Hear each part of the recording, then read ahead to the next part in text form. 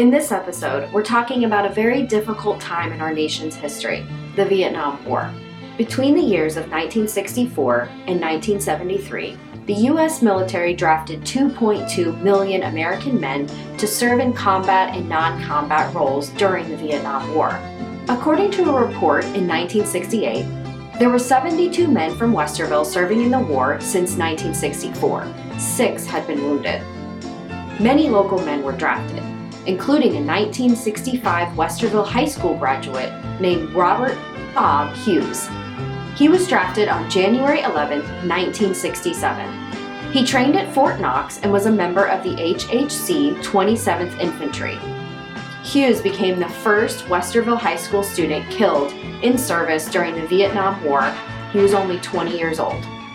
After his death, his final letters and diary were returned home. They were filled with humor, personal reflections, and some details of the horrors he saw during the war. In his first letter home, he stated, "I shed my first blood this morning, shaving." More seriously, he described the horrors of the war he witnessed, meeting young girls who watched the murder of their brothers and father right before their eyes when they refused to join the Viet Cong. In his diary, he stated, "The town was a sorry sight, burning buildings, wailing women, just terrible." We spoke with a local Vietnam War veteran, John Scott, who joined the Army after graduating from Otterbein in 1968. My senior year at Otterbein, I saw what was happening.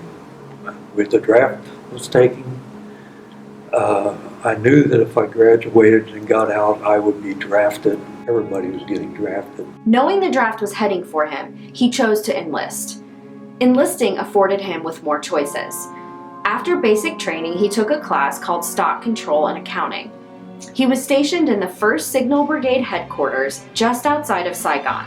I took the job there, and I was there for 12 months as the officer records clerk, which was a very nice job. I'll be the first person to tell anybody I was not in combat. Yeah, I had a hell of a time in Vietnam. Typing reports. Even though he did not see combat in the way Bob Hughes did, he still saw the way combat affected the soldiers in the war. I went through and I saw some pretty ugly things, guys with arms and legs missing, totally bandaged. I felt so badly for those boys, because I was 25. Most of these guys were, I think, 19, 20 years old. I mean, my friend that was killed over there was 19, George. It's war. Hughes grew up on Illinois Avenue. When he wrote home to his friend, he talked about defending Illinois Avenue from the ravages of war. We asked Scott to reflect on Hughes' recollections.